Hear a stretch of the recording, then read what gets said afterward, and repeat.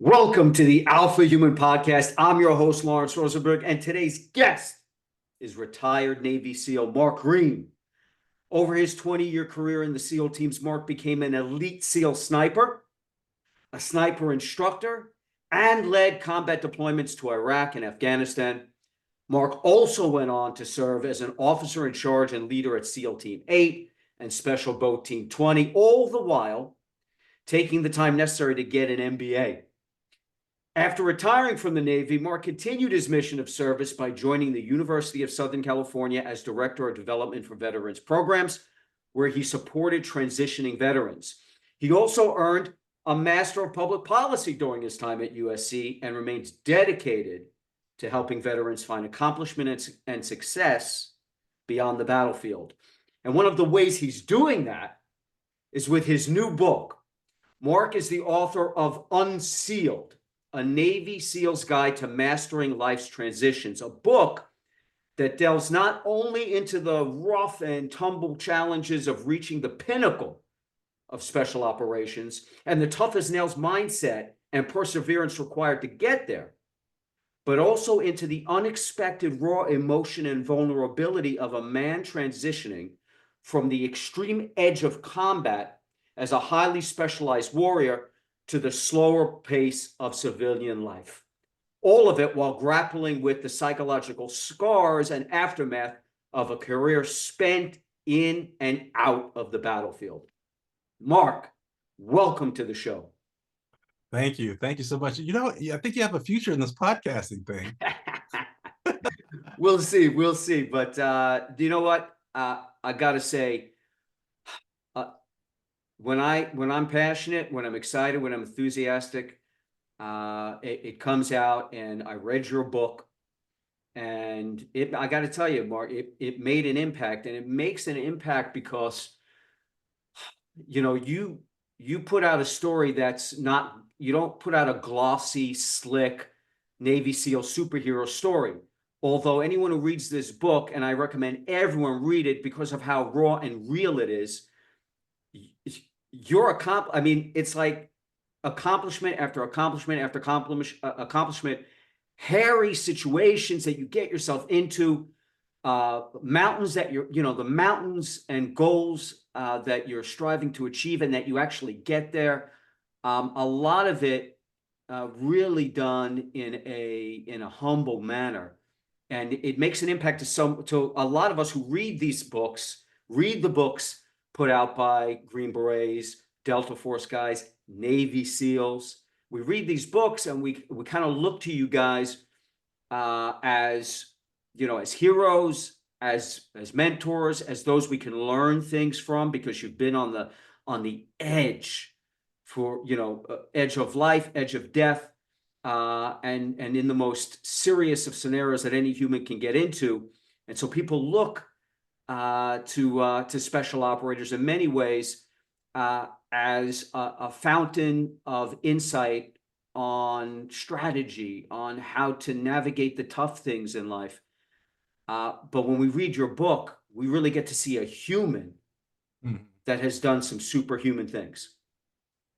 Yeah, and thank you for the intro. And I never understand what I've accomplished until somebody reads it off, and because these opportunities came up, and I'm just happy to have the opportunity. So of course I'm gonna jump at the opportunity, and all of a sudden I became a sniper without wanting to be a sniper, and then I reluctantly went to graduate school.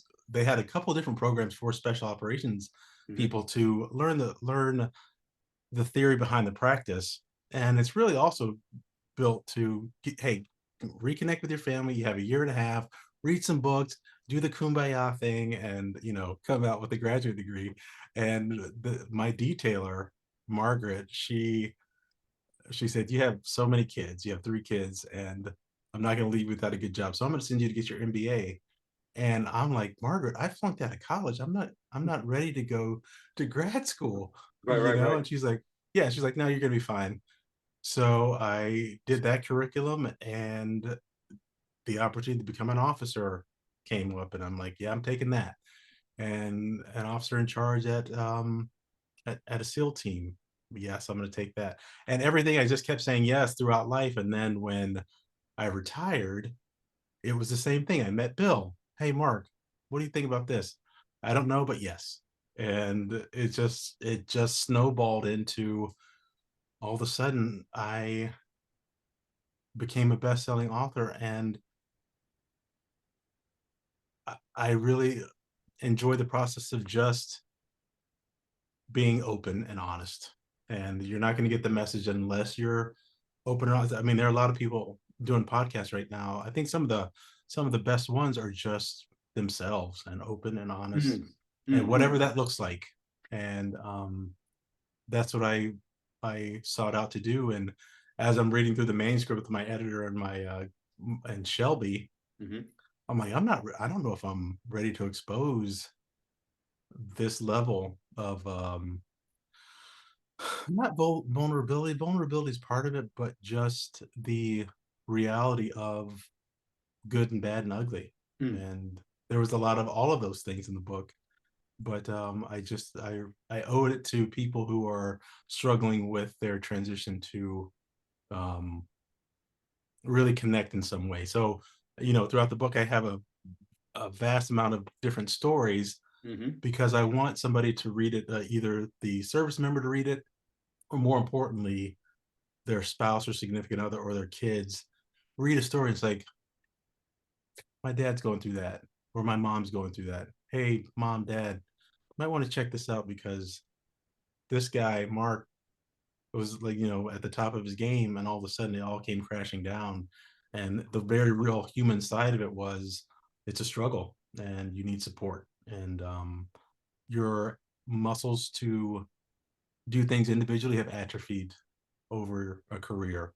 If it's 4 years, 8 years, 10, 20, 30, you do everything as a team. So when you are, again, isolating and that team is taken away, you're like, I don't even speak the language. I don't know what I'm good at.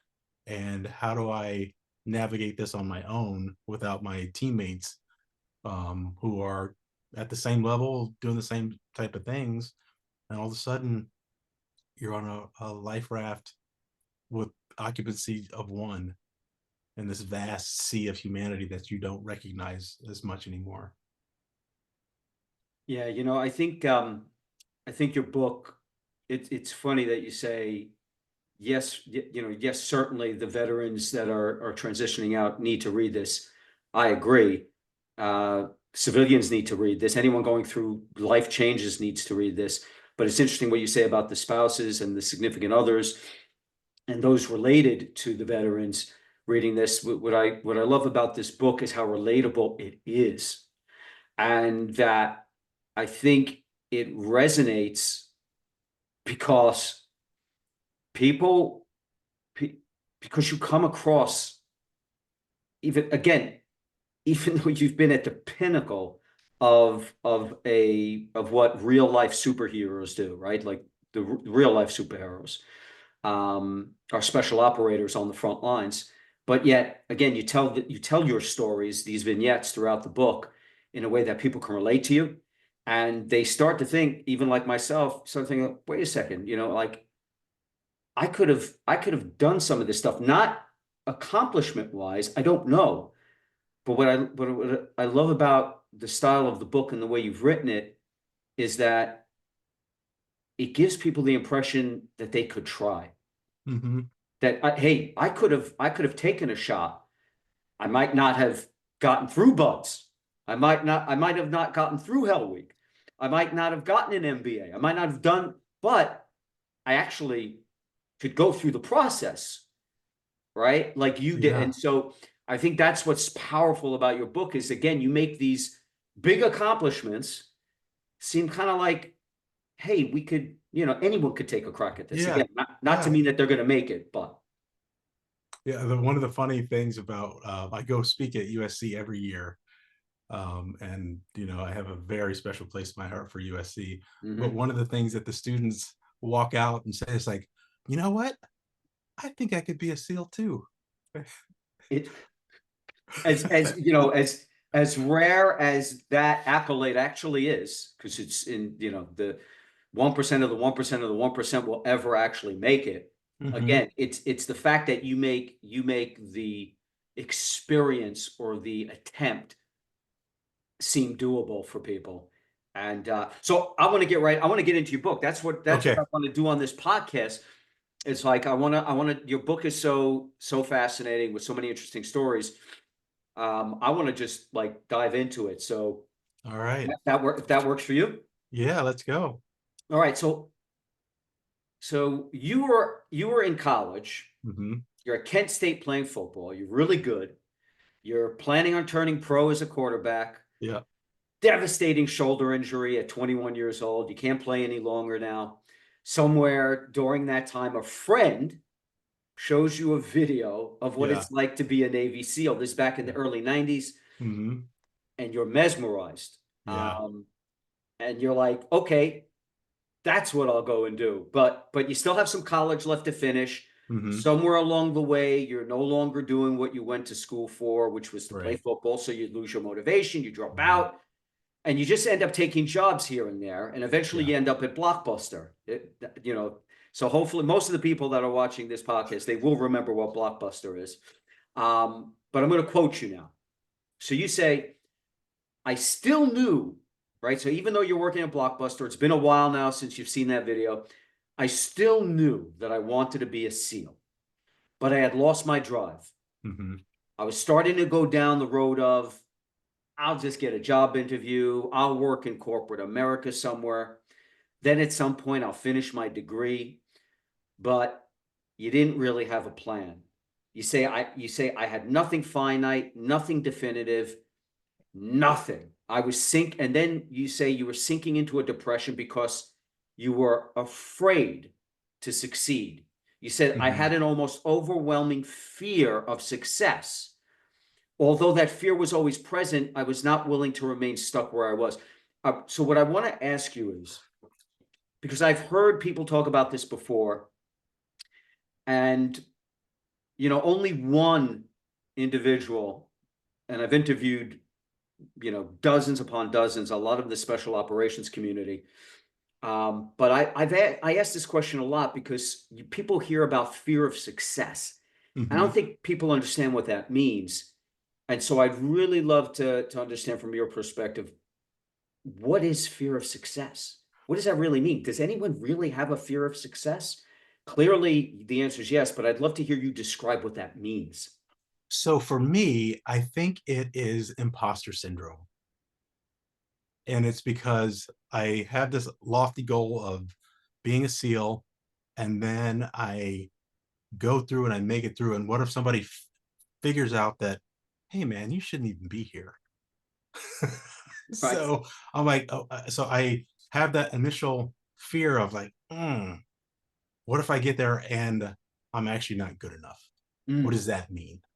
And so that's the initial fear. It was, okay, you have this opportunity to have the opportunity to become an elite warrior, mhm. right? And here it's all laid out. Here's what you have to do: day one, day 180, and then you go on to earn the right to become a SEAL. And I'm just like,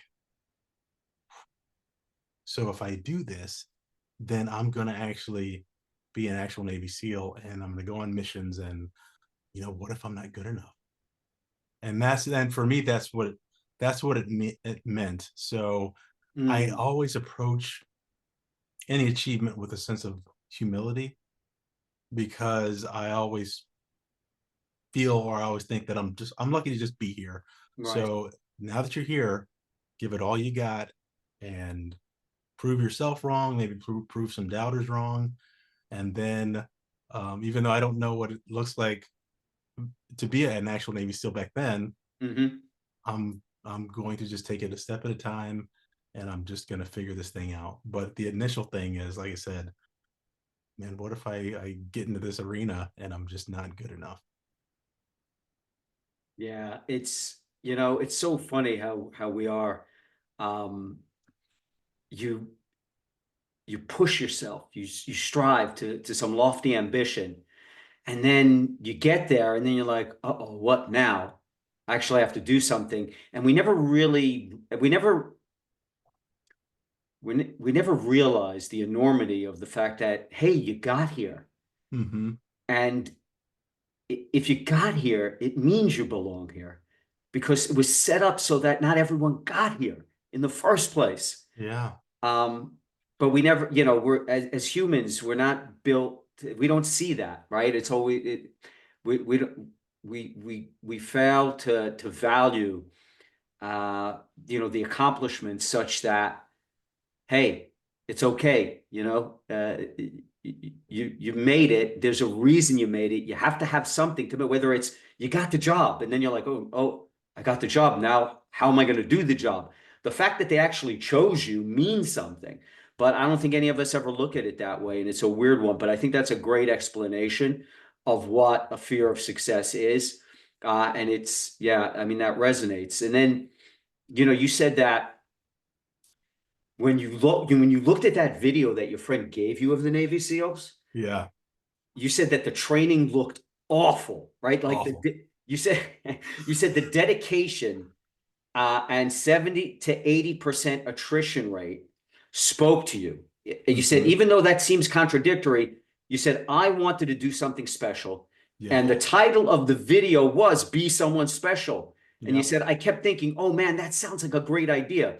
So what I want to know is, why did a 70 to 80% attrition rate speak to you? What about that? What about that had meaning for you? Because, to go through that gauntlet to earn the right, it's normal people see that video, and there was a group of us watching it, and everybody else said, I want nothing to do with that. Right. And I was like, this sounds awesome, because I think because it was a very specific moment that I had lost my dream, or it was taken away in a sense. Mhm. And because it seemed so challenging, and I knew that physically I could do it, and everything in the video, nothing about it's like, well, you're gonna quit at this point. It was the attrition rate. It was like, okay, that sounds awesome. And then there's Hell Week, and I was like, oof, okay, that sounds good too. And then you just keep hitting these pinnacles, Mhm. and it was get the only easy day was yesterday, and get better every day. And I was like, we're never going to get an opportunity to do that. You're not going to get a chance to be tested at the ultimate level. And then I wanted, and at the time I thought, I don't want to die, be on my deathbed and say, when I was 20 something and I had an opportunity to be a Navy SEAL, I chose to not do it. Mhm. So it was the most, I was like, I found my calling. I found it. Amazing. And it was the most electrified I've ever been. And I was motivated much more than I was with sports and Oh, football and stuff. I was like, there was no, I mean, I was a good athlete, so, and it was part of my life, so I loved doing it, but there was not I wasn't longing to achieve that. And I was like, hmm. but this thing of being wet and sandy and miserable, and just persevering and turning off discomfort in order to meet the mission. And one of the instructors said, we're looking for guys to do the job no matter what the job is. And everything in that video just resonated, and it's like it hit my resonant frequency, Mm. and it all just resonated, and there was nothing about it that I didn't want to do. So then it was just the point of getting there. And I knew I was years away, because I started college, so I couldn't quit college, so I Mhm. still had years to go. But I didn't understand that when you're not achieving and you go through failures, it's easy to just say, you know what, this is just not in the cards for me anymore.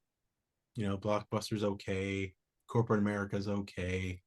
um, and you'll just go on your deathbed and wish that you would have done it. But there were two instances. One at Blockbuster, that an old friend of mine from high school came in, Mhm. And I have my Blockbuster uniform on. Be kind, please rewind is on all the boxes, and I'm grossly underachieving. And Jason walks in and says, "What are you doing here?" And I was absolutely embarrassed because Mm. nobody was supposed to see me like this. Nobody I knew in life was supposed to see me like this. And when he asked what I was doing there, I didn't have an answer. I was embarrassed. I was ashamed. I was like, you know what? I had so much potential, and here I am just wasting it all. And that was the first thing. And then there was a gentleman who walked into the video store, Mhm. and he said, hey man, I'm looking for this movie. And I was like, okay, it's a blockbuster, everybody's looking for a movie. And he said, yeah, it's about this girl. She turns into an alien, just starts eating people. And he said, yeah, it's called Speckies. And my heart broke, right? And I look at him and I said, sir, do you mean species? And he's like, yeah. And I was like, I've had enough. I can't. I can't do this anymore. Flunked out of college, worked at Blockbuster, and I'm just settling, and I'm getting in this pattern of settling. Mm. And Jason came in that one time, and I'm just like, I don't have an answer. And like a week later, this gentleman came in right when I was getting ready to go back into that malaise of, no, it's okay. And then he did this. I was like, I can't do this for the rest of my life. I'm 24, and you're not getting any younger, so go do this thing. And I joined the Navy the next day. And you join the Navy, and now you're in there. You're like, look, I want to become a Navy SEAL, and you need to be able to train and pass this battery of physical tests in Mm-hmm. order to even get that opportunity to go to Buds. Forget about what you're going to experience at Buds, and then forget about what you experience at Hell Week, right? And so there's some stuff you have to do first before you can even be considered. And you say and you were doing pull-ups. Pull-ups was a big thing. There's a lot of things you have to do, but I know pull-ups wasn't. And you were a great runner. So that came easy. There were some things you had to do in order to even qualify to get the chance. And then it's the pull-ups that's your Achilles heel. And you said Yeah. so you were doing them outside of training hours. Like, you were trying to find a place where you could do them. And you say that I didn't realize that the instructors knew I was doing pull-ups training each night. Mm-hmm. Unbeknownst to me, my drill instructors had gone to the SEAL motivators and said, hey, this guy, Mark, is one of the best guys in the class. He's gonna be a good sailor, but that kid's been doing pull-ups after hours for the last 3 weeks. Mm-hmm. And so I guess, there's that old saying, and I think you bring it up actually in one of the life's lessons you talk about, but it seems like everyone's trying to put on a show when someone's looking Mm-hmm. and when you're being evaluated, but when no one's looking, everyone takes it easy. Um, you, on the other hand, when no one was looking, you were just hell bent and obsessed on overcoming your weaknesses, Mm-hmm. and just kind of doing what they say. They say a true measure of a man's character is what they do when the spotlight's not on them, right? It's Yeah. like what you do when Yeah. no one's looking. Were you even like you didn't realize that everyone that these these instructors, these people that held your fate in your hand, you didn't know they were watching you, No. No. So I failed the first time right? because I'm like, how hard can pull-ups be? I'm 6'2", 220 pounds of pure pain, right? And I am just, I got cocky, and I was strong and everything else, and I was like, how hard can 8 pull-ups be? So I was focusing on other stuff, and I was just, pull-ups, I'll just get them. Right. And I needed that kick in the butt and that humble pie to say, hey, you're not ready for this yet. And it really reignited. And in the Navy, they have a log of everything you do. So student X got out of bed at so and so, and then he came back at midnight. Well, I didn't know that, and the instructors come in and they read the log to see what people were doing, and I didn't know that they were doing that, and I didn't find out until after I did my pull-ups. hmm And he said, Green, just work on your pull-ups. And he said, and thank your chief, because they were in your corner, because they said you were up doing pull-ups every single night at from 10 to 12. You were just knocking them out. And he's like, that's the type of mentality you need to survive in the SEAL team. And I think that's why I got to get away with the 7.5 kind of right. 8-ish pull-ups I got.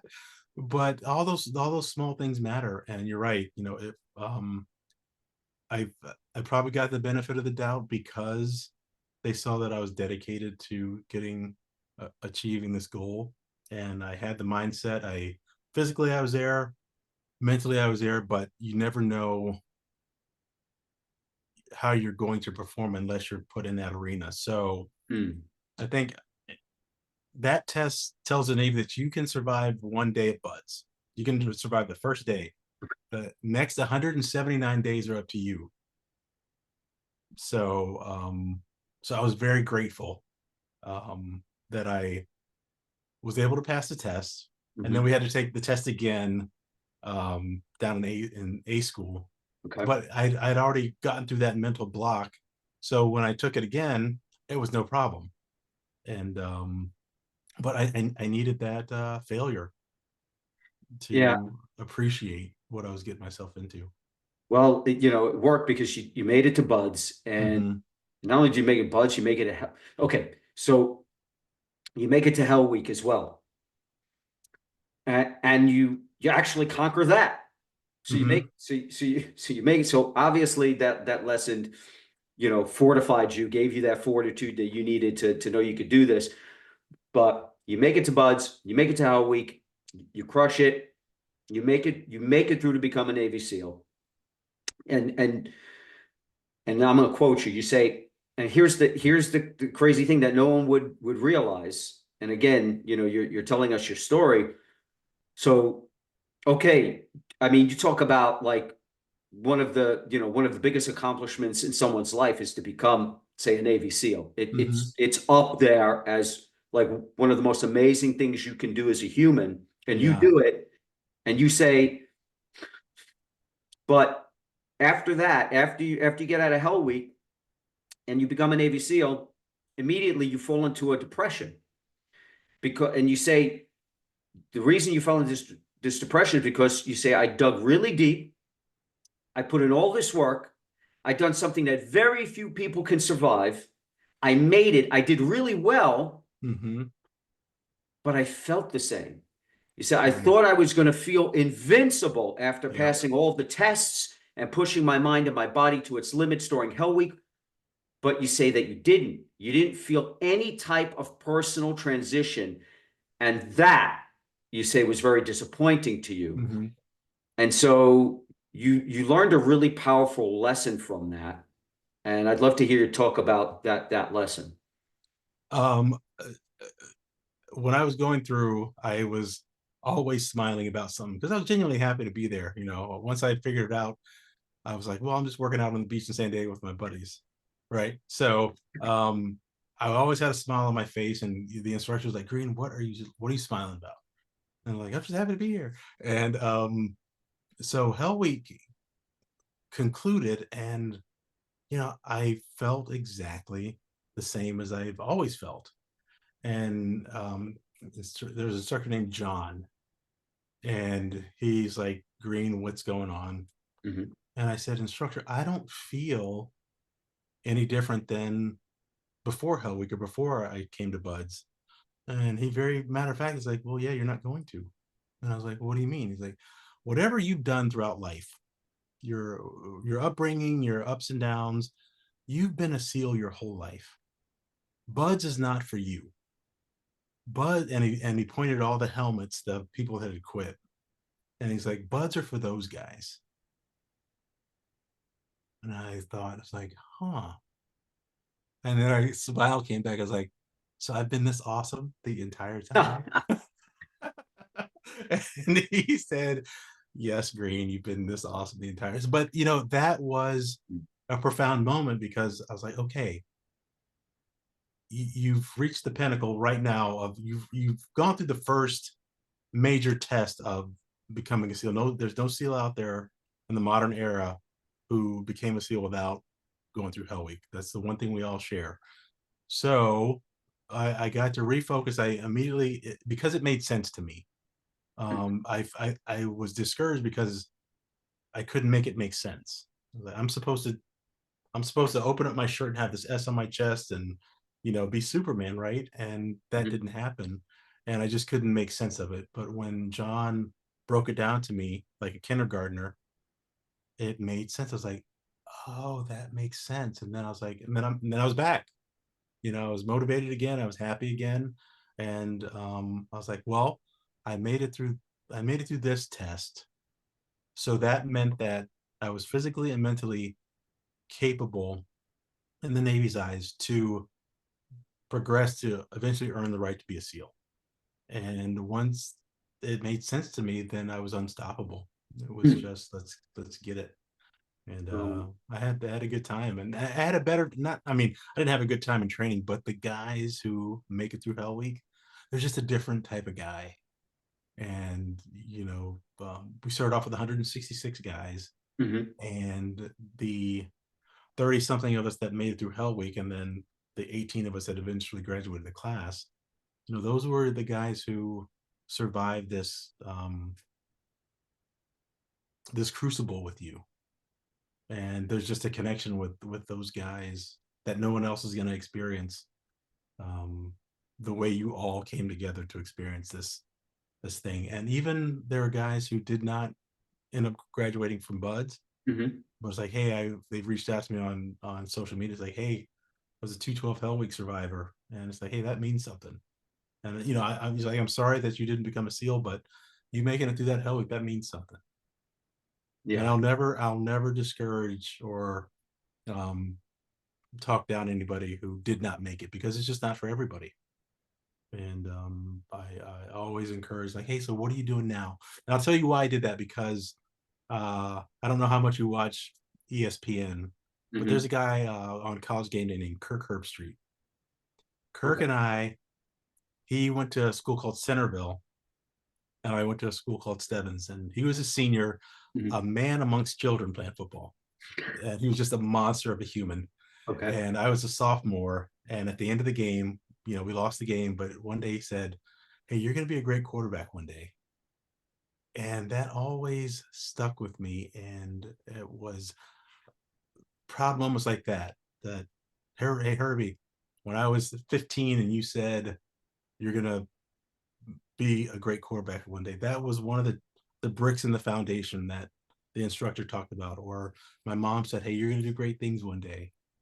And all those ups and downs really laid the foundation for the success that I achieved in the military.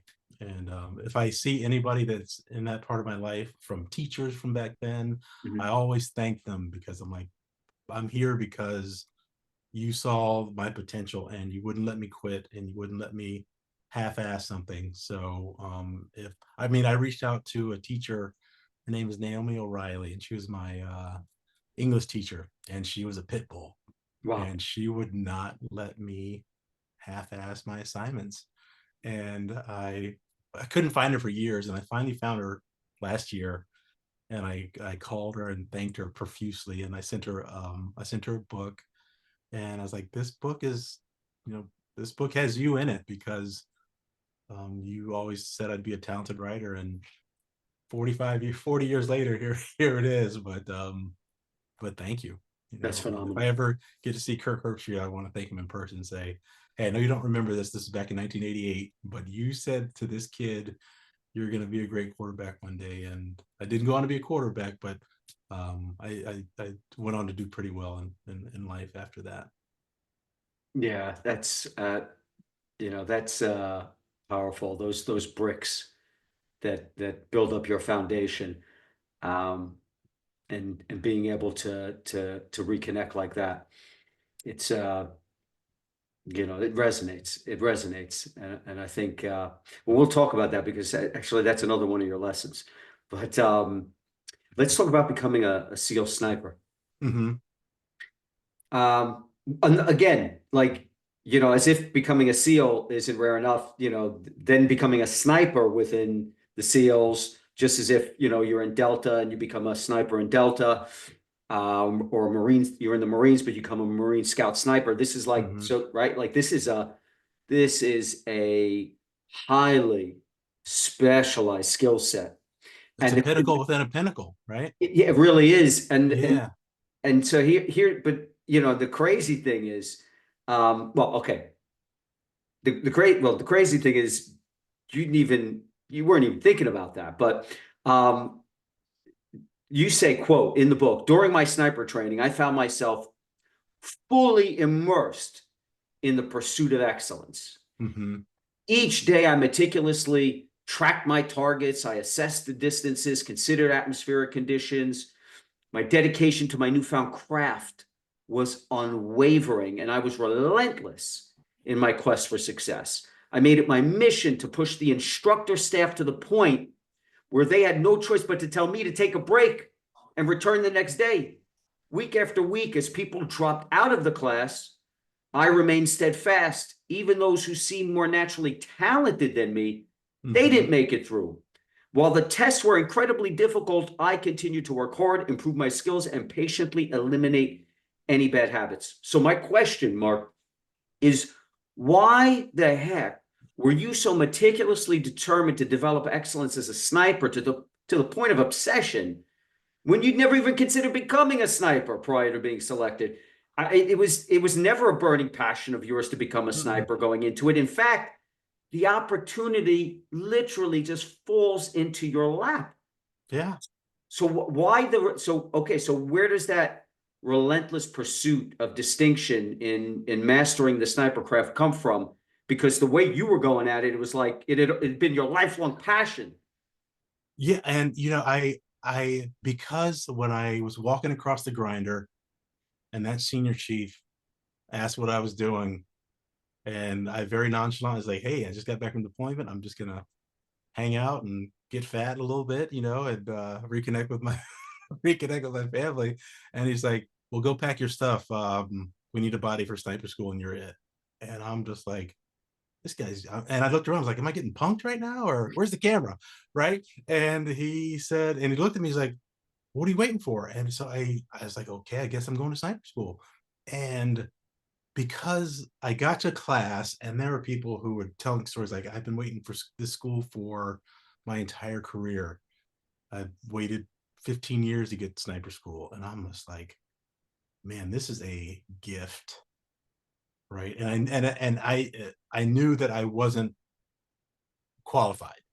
I didn't perform in any certain way. It's like, hey, I didn't get recommended by my platoon at all. They're like, "Hey man, we need a body and you're it." So because it was such a gift, I was like, well, I'm not going to lose this opportunity because I now that I'm here, I want to succeed, Mhm. but I have to go from zero to expertise in a very finite amount of time. So what I did was I just got into the mindset, was like, I don't want to go to sniper school because I'm afraid of succeeding. Right? What if they find out that, hey man, this guy, he got in because he's walking across a grinder and he's not really all that good. So it was always that, like, hey man. Right. So when I was learning, I and I did this in buds. I bugged the crap out of the instructors, like, "Hey, what does this mean? How do I get better at this?" And I'm not doing well here because I always self-analyze. I'm like, I'm not as good as the top performer. How do I get there? And it was just bug the crap out of them with questions. So the Army Marksmanship Unit came in to teach us shooting, Okay. and I buried myself in their pocket and was like, well, what does this mean? And how do I get better at this? And they're like, "Mark, you're fine. Just go to bed. Wake up tomorrow. You're going to absorb it." And then right before class, I was like, "Hey, I was thinking about it last night and this didn't quite make sense." And they're like, Like, well, you're a little bit late. We thought you could hear like 7:30 to bug us, but you're here at 8. So I had that level of expertise at my fingertips, and in order to succeed here, I just had to bug the crap out of them and get as much corporate knowledge, Mhm. because I was going from zero and I was here, so I can't quit, and I have to give it my best. So giving it my best was just being relentless, and that's how I approached it. And I wasn't the best student, and I barely passed the shooting portion, and I failed the stalking portion the first time. But this next chance I got, I went back and succeeded. I was Jack Carr and I were in the same class, and Wow. Okay. he and I both we had to go through stalking again. So I really just studied it, and I had to get better at it. And it was such an accomplishment to get this little piece of paper that says you are now a qualified Naval Special Warfare Scout Sniper. So, you say that that because I want to like delving into because there's a mindset. Like Mm-hmm. um there's a mindset of an elite sniper which is different than the especially at the level of a Navy SEAL sniper. That level of proficiency, Mm-hmm. there's a certain mindset that I want to delve into because so you say that it was time to transition from being a SEAL operator, Mm-hmm. a force that strikes swiftly and resets for direct action missions over and over, Yeah. becoming a sniper. And you said that this experience was a complete shift, one that defied everything that you'd learned in life up to that point. And contrary to the SEAL team's approach of relying on surprise and overwhelming force and violence of action to secure objectives, you had to discard your previous perceptions and approaches. And that transformation, you say, was gradual, and that you began to see the world through a very different lens. Mm-hmm. But I'd love to understand, what was that lens? Can you describe this new perspective, the way in which snipers view the world? So everything about snipers is on a micro level. So you on a macro level, you have helicopters, and you have the support, and you have the targets over here, and go find it, and all that stuff. But when you have one shot to take, to be successful, because a lot of times you're only going to get one shot. Mhm. You have to meticulously see what the atmosphere is doing. What's the wind doing? My life was in 100-yard increments, because when you take shots, like they're at about 210, 215, and you have to be accurate. And what's happening out in nature? What are the bugs doing? What are the birds doing? And your perspective, it goes from, yeah, it's out there somewhere, to, hey, all this little stuff, all this minutia matters. And it's a completely different mindset. And the way they teach it really just really just and I think it was good that I didn't have any bad habits, and I just had a clean slate on what this looks like. And it was just, okay, the wind just shifted a little bit. What's going on over here? What does that mean? How does that change my shot if I was to take a shot right now? And am I making too much noise? What does my gear feel like? And is my gun set up the right way? Is everything on my scope still as it's supposed to be? Let me recheck that. And it's all just because the way they teach it is, you're you're a sniper position looking out hunting, but if you don't do it right, somebody's out there hunting you too. And that one meticulous mistake of, hey, I didn't camouflage it the right way, and the sun hit it at just the right angle, and that sniper saw that, and that's all he saw, and he shoots at that glint that he saw for just a moment.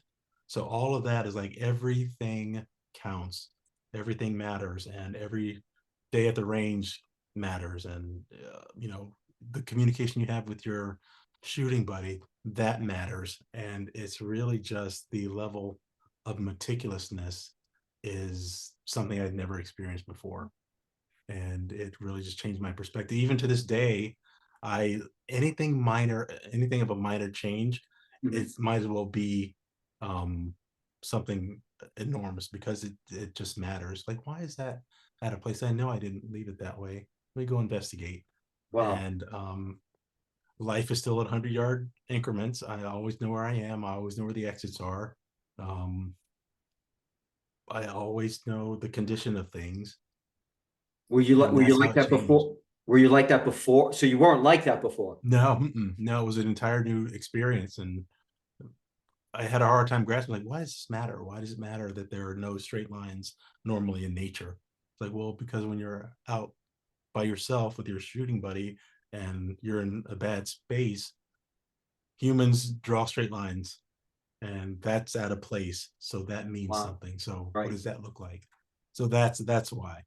And I didn't have any bad habits, and anything out of place now, I'm just like, oh, what's up, what's going on over there?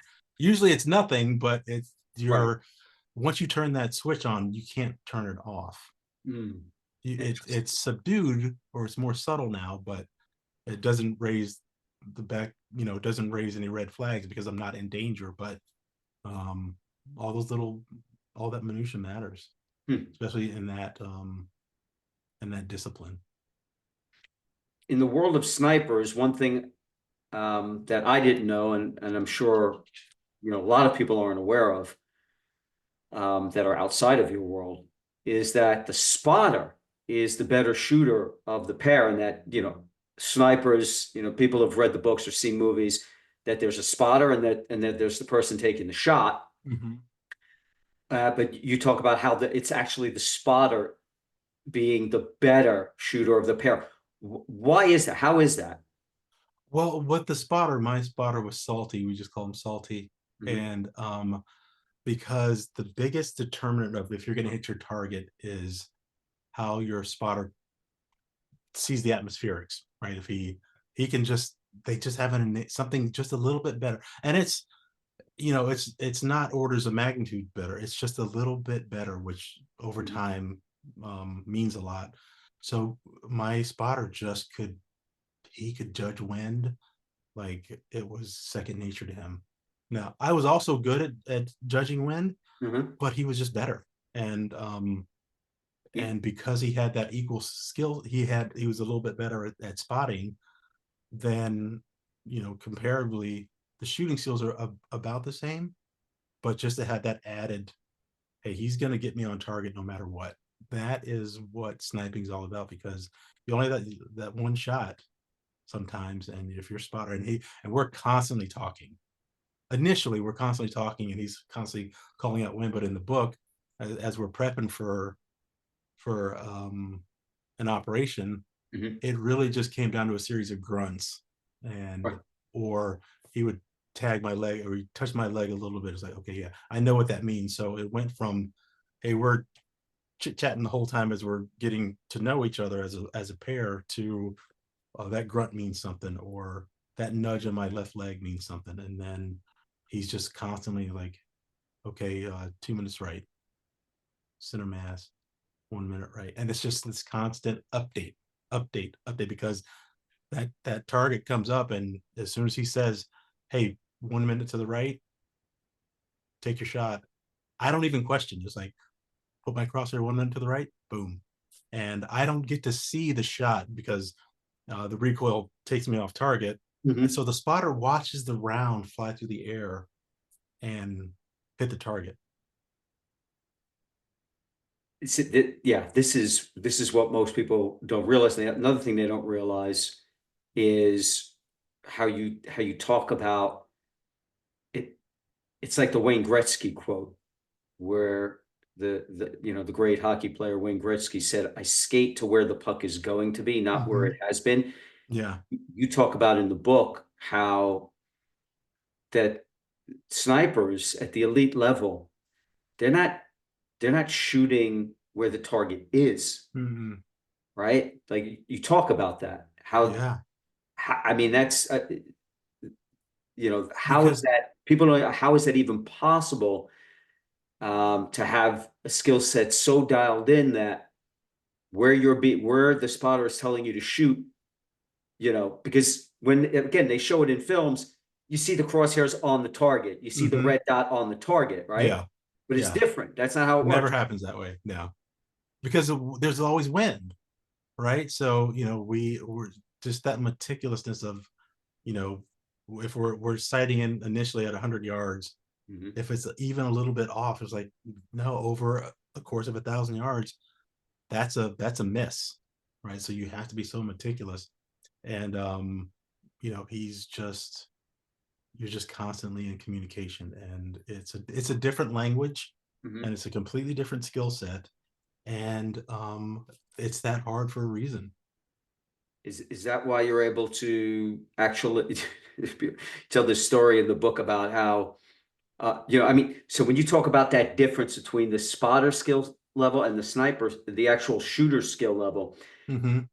there's a story you tell in the book. Is that the difference between one's ability to shoot a fly versus one's ability to shoot a bee? Yeah, yeah.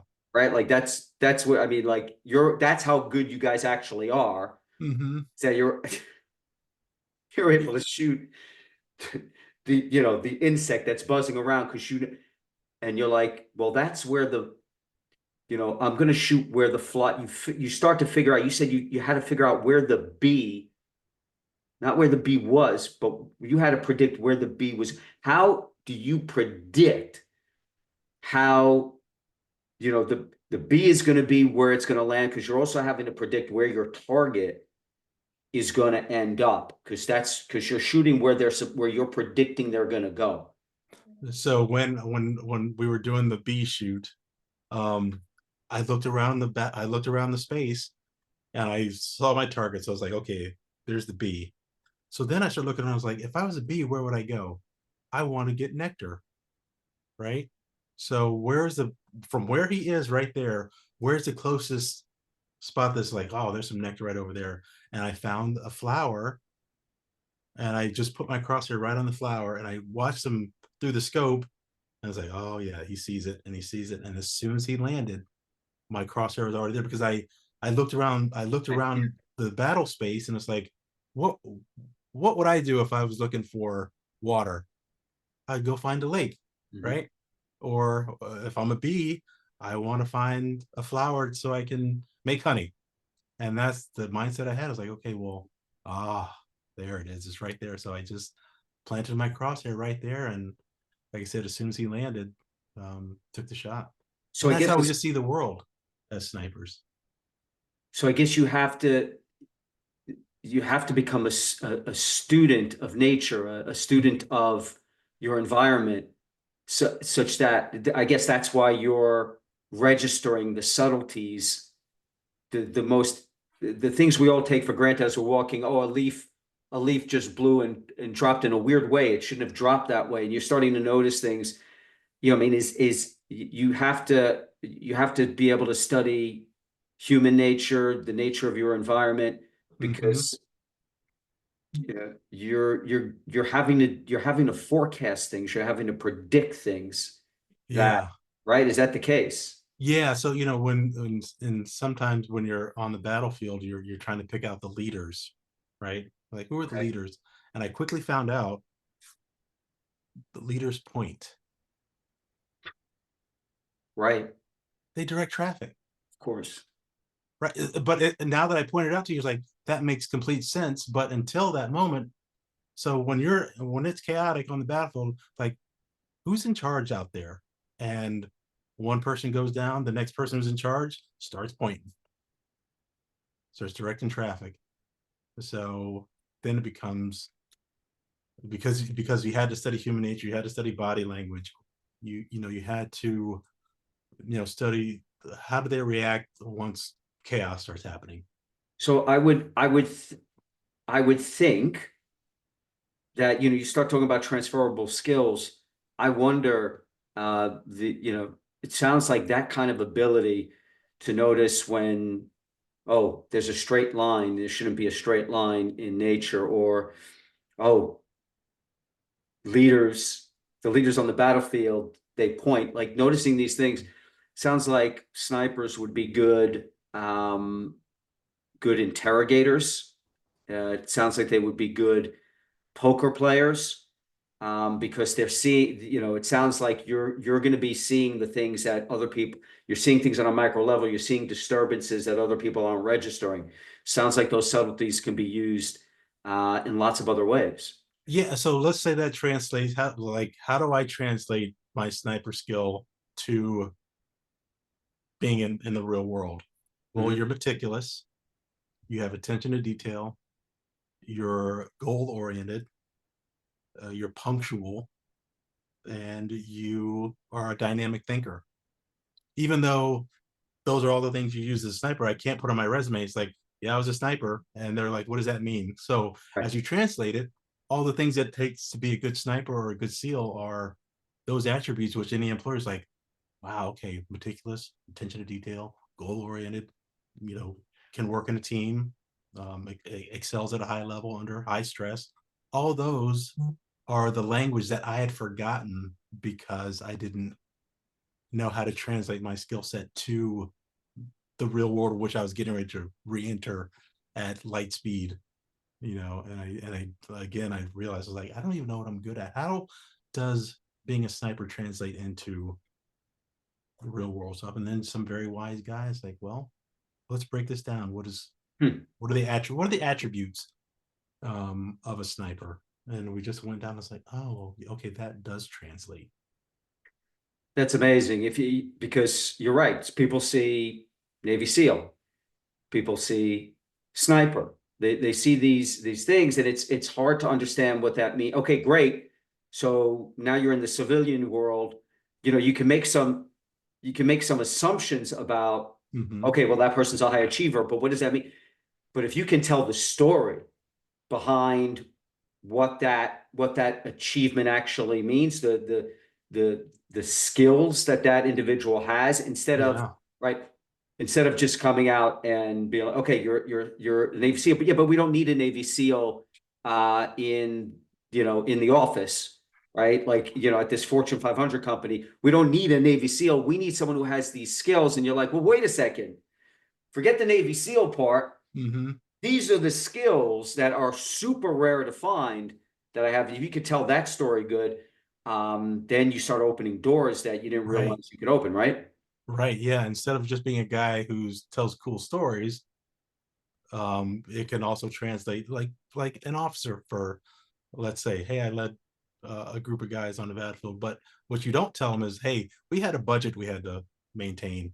I had to do logistics. I had to do purchasing. I had to meticulously plan my strategy over the course of a year and a half through a very arduous um, workup cycle, and then deploy my forces with the support personnel and the material that's needed to accomplish the mission. I had to work with um, different entities. I had to work with pilots. I had to work with people on board ships. I had to understand refueling and resupply and supply chain. All that you did, but you didn't actually know that was the language for it.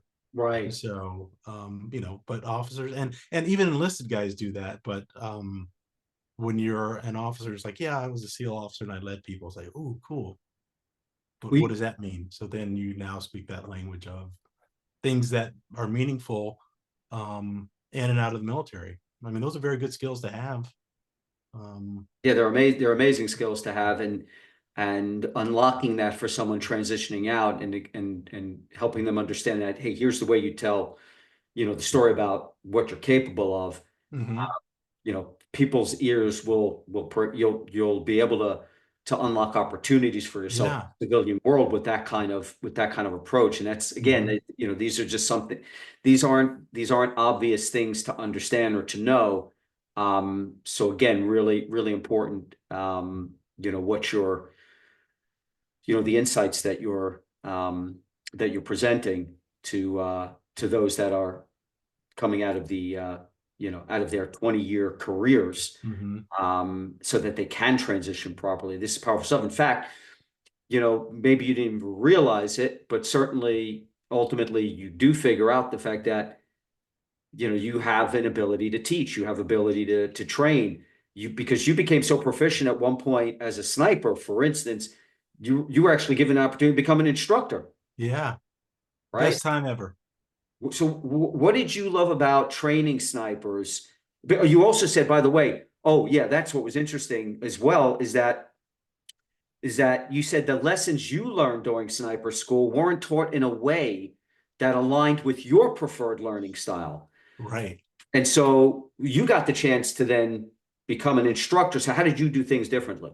And what did you love So about it? the way that I've never been great at traditional academics because it doesn't make sense in the way I think. Like, Okay. let's say I think in 3D, right? Okay. I receive information in 2D. And that's why I ask so many questions, because I need to make it fit in a way that resonates with me. And some parts of sniper school were very meticulous, and other parts were just, hey, go figure it out. And it's like, I was never good at that because I couldn't, it didn't make sense to me, so it didn't resonate. So when I went to teach my students, I'm like, they're learning a brand new skill set. So one, have utmost patience because they're not where you are. They're trying to achieve a goal and become a sniper, but answer every question, encourage them to answer every question, be available, be a cheerleader, be a amateur psychologist, be an authoritarian. It's like, hey, look, I get it. Get your ass down there and figure it out.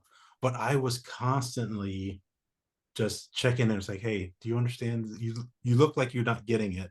What don't you understand? Because on the East Coast, the way they taught it differently, and it was, Hmm. hey, let's crawl, walk, run this thing. So when they weren't getting graded, I got down on their level and said, okay, here's what you're looking for. And because you could just see that they're not getting it, they're just getting information and getting pushed out into the, and it's like, I hope I figure it out. I'm like, no, you need to learn this stuff. So I would just get down and always available. It's like, okay, here's what you're looking for. When you're in this position, you can get up and run because they can't see you because you're in what's called dead space. You could be in a clown outfit and run because you're behind cover and they can't see you. Now, when you're out of options, now here's what you look for. And you could just see the light coming on. And the best day I ever had with all my students was the day they fired me as their instructor, because it was, hey, Dave, do this and do that. And finally, like, Mark, I got it. Well, And I was a proud parent because I was like, I was just fired. They got it. it's And so now instead of being, on top of them and making big muscle movements, mhm. now they're just little nudges or micro corrections. It's like, oh, you might not want to do that. And as opposed to, hey, situate your body like this, because they got all that stuff now. Now it's just, hey, you need to figure out the minutia to this thing. And when the students would have one of their tests, you have two snipers up there looking for the students, and they have to shoot a blank at the instructor, Mhm. and they would hate to shoot me because I was so meticulous on critiquing them. And they're like, oh, we have to shoot Mark or he's going to catch us. And at the end of the course, I said, hey guys, did you realize something? I was like, I never failed anybody because I showed you what was a deficiency right here. Doesn't mean you failed. I just want you to not repeat that mistake, because it could get you killed somewhere. It could Mhm. be really bad for you. So I just want you to be aware of it. And then they went and looked at their scores and like, huh, he never failed. He never failed us. He just pointed out. And from once they saw that, and they're like, then they saw that, hey, he was meticulous on what he critiqued us on, but it wasn't because he was looking to make you fail. It was, hey, you did a great job, you passed, but next time just look at this, Right.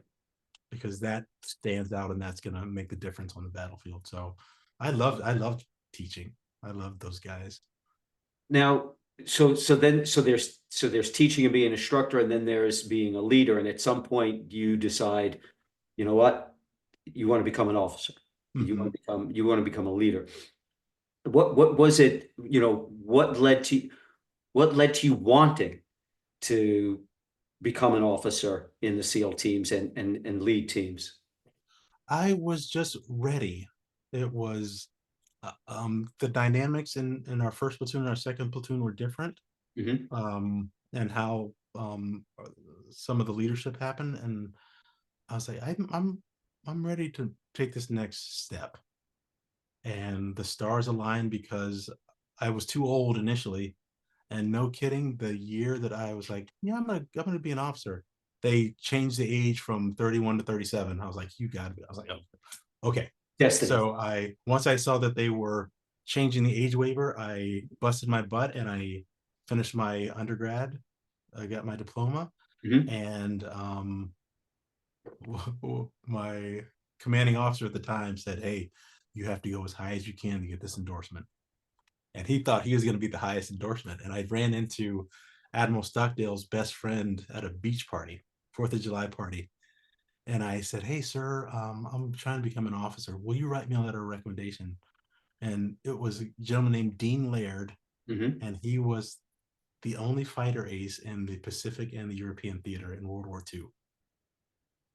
And I'm talking to this gentleman. I was like, "Hey, I heard about everything you've accomplished. Can you write me a letter of recommendation?" He's like, "Oh, son, I'd love to. I'm not really good at that stuff, but my best friend is really good at it, and I'll connect you with him." I was like, "Yes, sir." And Dean was an older gentleman, so I'm like, he's not going to remember this. He said, "Give me a call in 2 weeks." So Yeah. I call him in 2 weeks, and he said, "Hey, Jim's going to he's going to give you an interview, and don't screw it up, kid." I was like, "Yes, sir." And finally, I was like, "Oh, I don't know who Jim is." Hmm. Like, oh, it's Jimmy Stockdale. And I'm like, wait a second. Medal of Honor, vice presidential candidate, everything based in SEER school based on this guy, Jim Stockdale. He's like, yeah, yeah, he's looking forward to meeting you. And I'm just like, okay, all right, Vice Admiral, here we go. So I show up at his house, and he was the most amazingly gracious for what he'd been through. Right. He was the kindest man, and he showed me around the house, and he was just proud of his family and his wife, and so I said, "Hey, sir, I want you to know, I flunked out of college." And he looked at me, he's like, "I don't want to hear that shit." He's like, and he said, "I'm looking at your fit reps. I'm looking at your evaluations. Your peers say you're ready for this transition. So you are not going to talk about what happened in the past. You're here now. You're ready for this opportunity. So let's have this interview." And I was like, "Well, yes, sir." And he and I talked for 4 hours, and it was an incredible experience. The next morning, I get a phone call, and he said, "Son, where the hell are you?" And I was like, "You're supposed to be here." I was like, "Yes, sir, I'm on my way." So And he had unfortunately, forgotten. He had forgotten. He he had had already forgotten the entire right. thing. Yeah. And so I got dressed up in uniform, showed up the next day, and had the exact same interview. Amazing. And I got to spend 8 hours with the legendary service member, and it was a fantastic experience. But then I call and check in. He's like, are you in OCS yet?" I was like, "No, sir, it's still up at Warcom." And he's like, "Damn it!" So he hangs up the phone, and I guess he showed up at Warcom and said, at the Naval Special Warfare Command, where the admiral sits. And like, "Who do I got to screw around here to get paid off the green into OCS?" And I guess there are protocols for Medal of Honor and admirals to show up, and they're just like, "Who is Petty Officer Green?" And like, "I don't know, but Admiral Stockdale's here, and he's pissed." So, um, but he wrote me a letter of recommendation, Wow. handwritten, and I included it in the book because Yeah. it's so meaningful. And he gave me a mission that I wasn't able to accomplish. He was dear friends with Senator McCain, John Yes. McCain, and he Yep. said, "All right, Mark, when you become an officer, you go talk to Johnny and you tell him you run with the big boys now. He's going to know exactly what you mean." And I was like, "Yes, sir." I was like, "But I don't know who Johnny is." Like, "Oh, Johnny McCain. You go up and tell him that you and I talked and you run with the big boys now." And I could never get on the senator's calendar before he passed away. And this is one Mm. thing, is like, I had a mission that I couldn't accomplish. But that act of kindness, you have a Vice Admiral Medal of Honor, you're going to OCS. And Yeah. What I mean. what an intro into OCS. And so, I have a question about while you're in OCS, something Hmm. really interesting happens. You're going into OCS with a lot of younger guys and gals. Like Hmm. you, when you went into OCS, you'd already been a Navy SEAL for a number of years. You've been in combat, you're sniper tested, lots of real world experience. Hmm. But your class, so the class that you get when you go into OCS, it's filled with students that a lot of them fresh out of college, no real life Yeah. experience, right? Yep. Let alone military experience. And you can't really seem to get any of the things that you need to do while you're in OCS completed, because all of these young bucks are coming up to you with their Hmm. problems, right? Yeah. They're coming to you. And even though you're not able to finish anything, and you're screwing it up, right? You're thinking to yourself, I can't get anything finished. One of the officers pulls you aside and they tell you that, hey, you're doing a great job. And Hmm. you're thinking, what are you talking about? I can't do any job. And so you say that during this time you learned that leadership has much less to do with leading and much more about playing all the other vital roles. So what I want to understand is what are what are the vital roles? Like, it has if leadership has a lot less to do with leading, meaning those guys on the battlefield that were pointing those fingers. Hmm. So what are the other vital roles that we should understand that really speaks to what leadership is all about? So the lens that I had with that, you lead from the front, right? And that means Yes. academically you're out front, you're in front of the class, you're pointing directions and stuff. And that's what you see on the surface. Hmm. But it's so much little stuff because people are coming to you with their problems, right? They're in a new environment. They're scared to death of, they're like, oh my God, I made a mistake in joining the Navy. It's like, no, it's going to be fine. This is how it's supposed to be. Well, the drill instructor, this, and it's 40 something students, and they're just constantly, Mark, Mark, Mark, Mark. So I don't get anything done. I don't get any sleep. They're acing their tests, and I'm, barely getting an 80%. And I'm just like, I suck at this. And it was my drill instructor. He's like, no, you're leading because you're clearly the nucleus of this organization that you're leading. You're the glue that if you're removed, the whole thing falls apart. And over the course of time, I was the glue, but then as they start to branch out and figure things out on their own, I get fired again at a certain point. It's like, okay, it was fire hose on full blast. Mark got me from infancy to adolescence. I think I know what I'm doing. Mark, I got it. I was like, well, that sucks that we only have 2 weeks left and now you finally got it. But it was taking care of those students. They knew I learned to be consistent.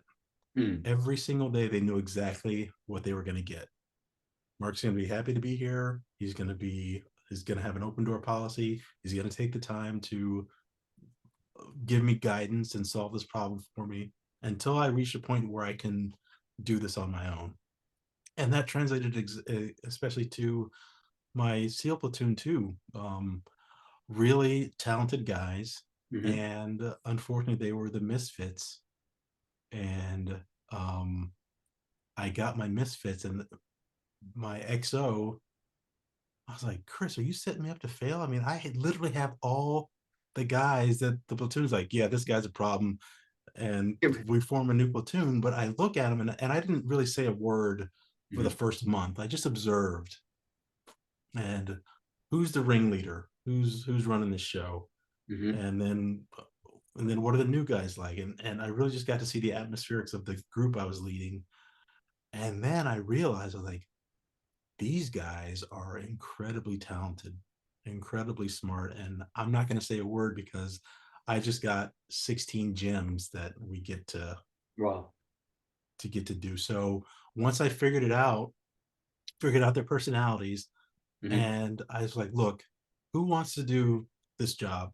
Hand would go up, and I went through all the um the departments, and so the people who were in charge of the departments wanted to do that job. So if you empower them to do the job that they want to do, they're going to excel at it. And then I said, I was enlisted, so I know how these things work, and I know how this is supposed to work. So Mhm. if I'm running your show, then it's my show. If you don't want me around, then do it the right way. And I empowered them to do their thing. I observed them, and I guided them for a point in time, and then I just slowly backed off because they ran their departments, and it was just, hey, are we good? It was a nod. Yep, it was good, and I didn't have to fact check them. But I my OCS thing was, you're doing a good job, or you're doing a bad job when your people don't come to you with their problems anymore. And up until the last day of the platoon, hey Mark, they got this going on. And I was proud because they're still coming to me with their problems, and they still saw me as their leader. Mhm. um, and those guys they performed at such a high level, and I was so proud of all of them. One of the guys got accepted into Harvard Law School. One guy, his dream was to become an engineer to work on and develop brain actuated prosthesis. So I wasn't the smartest guy in the room, Talk about high right? achievers. So yeah, I mean, these guys were so talented, and it was such a gift to be able to lead those men for that year 2 year cycle that we had them. Yeah, I love that. There's a lot of gems in this book. And one of those gems are how you describe how you end up describing leadership. That piece about, you know, the real leader is the one that everyone's bringing their problems to. Mm-hmm. That's like, that's a real great insight to keep in mind. You think, like you said, we assume leadership means you're the person at the tip of the spear, pointing the finger, giving the directions, and telling people where to go and what to do. But actually, the real leader is the one that everyone's coming to the problems. That's just phenomenal. And so, so you're doing all these incredible things for 20 years in the SEAL teams. Mm-hmm. And you say that for over 20 years, you operated at an intensity level between 8 and 10. Mm-hmm. And then it's over. Right. After 20 years of intensity, it's time to retire. And you said that you had to start going through the transition process. Yeah. And you said it was so much harder than anything you'd ever endured. Can you walk us through why the transition is so challenging? Because I don't think the average civilian fully appreciates just how difficult it is for an elite operator Mm-hmm. to navigate that process. It's because a lot of time, a lot of people see those who they do a stint in in the armed forces. Mm-hmm. They do 4 years and they come out. Right? They do maybe 6 or 8 years and they come out. But someone who's been in, and not just in the military, but at the special operator level, Mm-hmm. I don't think people understand what the enormity of the challenge is. So I'd love for you to kind of talk us through why that is such a difficult thing to do. Yeah. So for 20 years, you're surrounded by the cream of the crop. 95% of the guys are just amazing, the best group of men you're ever going to work with.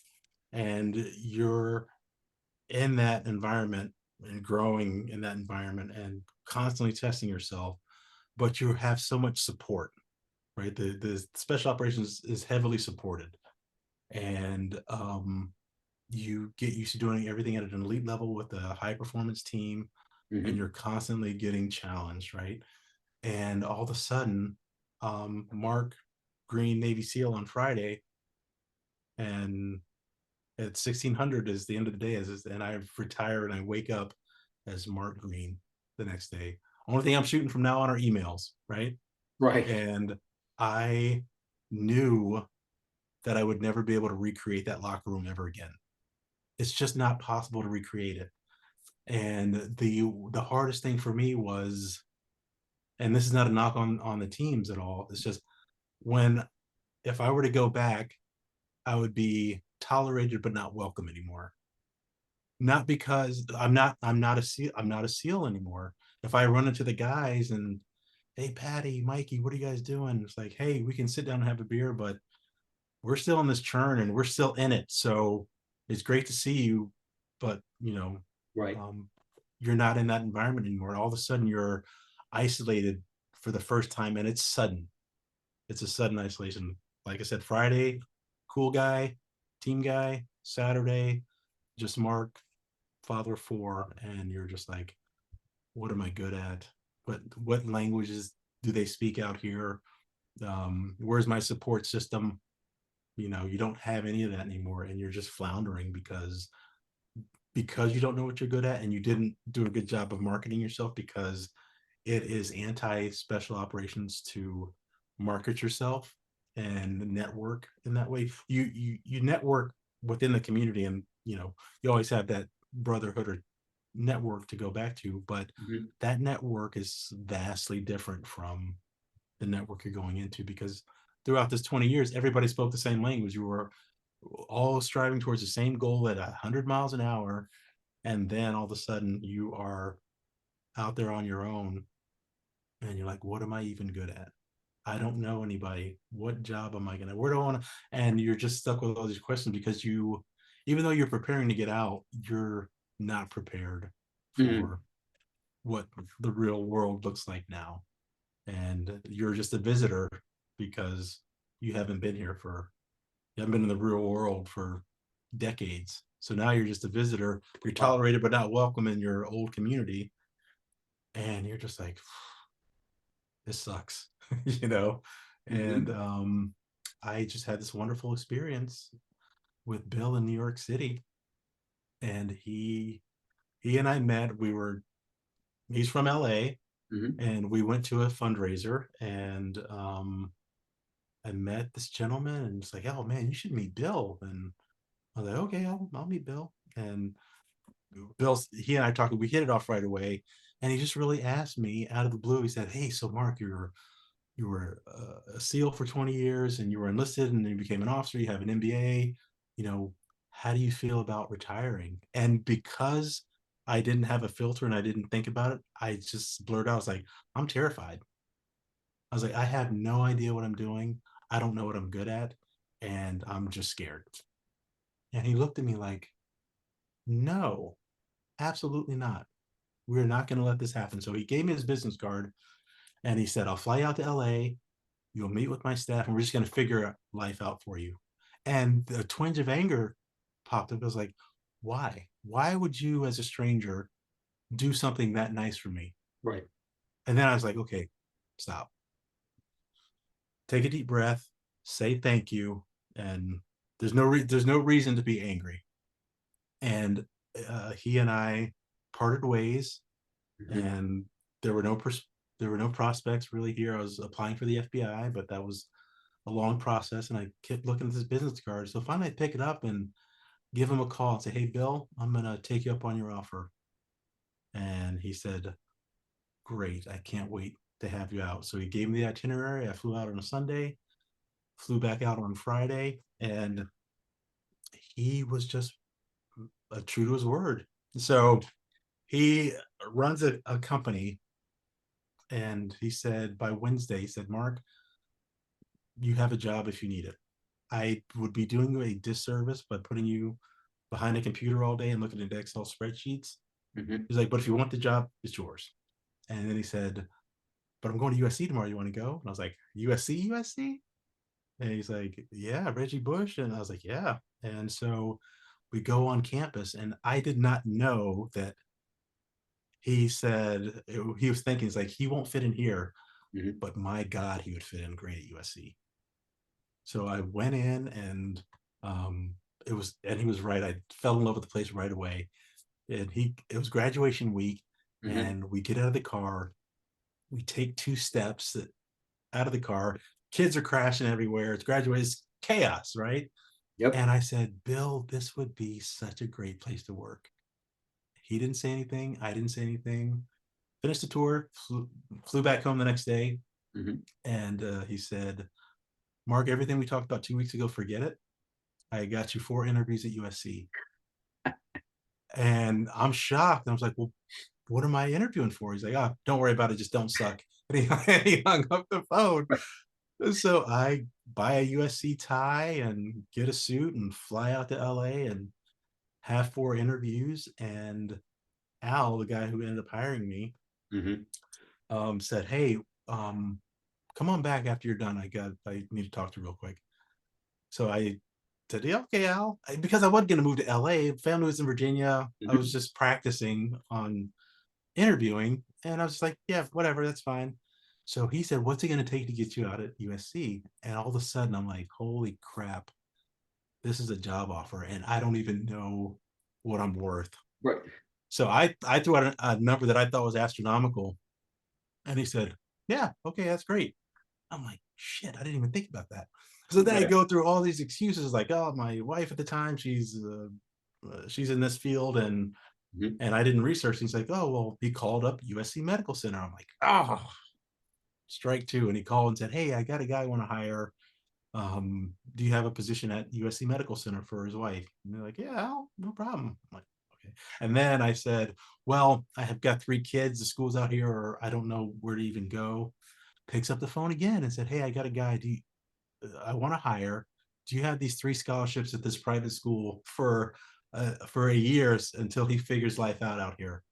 Yeah, Al, whatever you say. Hung up the phone. He's like, are we good? I'm like, yes, sir. We're we're Looks like you're good. going to look like you're going to California. Yeah. And it was a huge weight lifted off because I'm like, I get to feed my family again, Mm-hmm. right? I get a great salary. It's in a new city, but hey, it's one more deployment. Let's figure this thing out. Mm-hmm. And my wife at the time's like, nah, we're good. I'm staying here. So I called Bill and said, hey, Bill, thank you for the opportunity. Wife's not going for it. So Bill's like, well, how about this? How about your wife picks out a house in LA, any house she wants, and I'll give you a low interest loan for if you stay out here for 5 years, the house is yours. And then I was like, okay, solves problem solved. So I go back and tell my wife, and she's like, no, I'm staying here. I'm like, okay, I need to still put food on the table. There's nothing here, Mm-hmm. and I'm going to take this opportunity. I didn't know what was going to happen, but I just knew something phenomenal was going to happen from this opportunity, from saying yes. So I took the leap and went out there, and it was the single, other than the birth of my kids and watching my kids grow up, it was the single most influential yes that I've ever.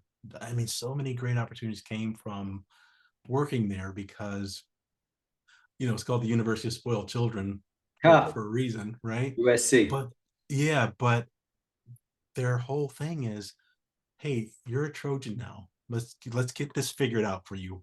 I Mm-hmm. got a guy is basically what their network is so strong. So as I was transitioning and struggling, instead of keeping it to myself, I would say, hey, I can't learn new stuff. It's not sticky and I don't know what's going on. It's like, we have a neuroscience department. Let's go send you over there and see what's up. Mm-hmm. So they would send me over there. It's like, well, it looks like you're cognitive. They said something cognitive is going on. What's your Mm-hmm. history?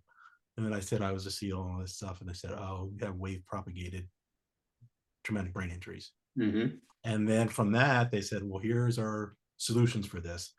And I was just throwing darts at things until it stuck. And, you know, that was the good part. The bad part was my transition point. I was not good at I was in a new city, Mm-hmm. LA, Mm-hmm. at a new job that I wasn't good at. Mm-hmm. Um, I was in my mind not being a good husband or father because I relocated, even though it was a family decision. The individuals um, did not elect to come out there with me. So I was going through that, Mm-hmm. and eventually ended up going through a divorce. And I'm like, I am not good. I'm in this great environment, but I'm still struggling. Right. And so what's the best thing to do? What do SEALs do? They pile on more stuff. So I was like, I have a great idea. I'm going to apply for grad school. In the midst of going Wow. through all this stuff. And then it became too much. And I was in Home Depot with my daughter Hmm. because I bought a house in Virginia because I knew eventually had to come back. Hmm. And I had to get blinds for the house. And I measured all the blinds and had it in my little book. And I couldn't solve the problem. I went by the list and put all the supplies into the cart. And I went through that 10 times because I just couldn't make it work. And my 10-year-old at the time said, Dad, are you okay? I'm like, honey, I'm not. So she got my list and she put it all into the cart Hmm. and solved that problem for me. I'd still be in Home Depot having grown roots because I would still be there trying to solve it. And that was the time I was like, okay, maybe life life would be better and people around me, I wouldn't be a burden if I wasn't around anymore. Mm. And that was my low point. I had this dear friend out in Los Angeles, and I don't know why she called and said, "Are you okay?" And I was like, "No, I'm not good at all." I was like, "Can you do me a favor? I have guns in the house. We just come get them out of the house. I'm in a bad spot. I'll be fine because I have a bunch of stuff to live for. But in Hmm. this moment, just do me a solid."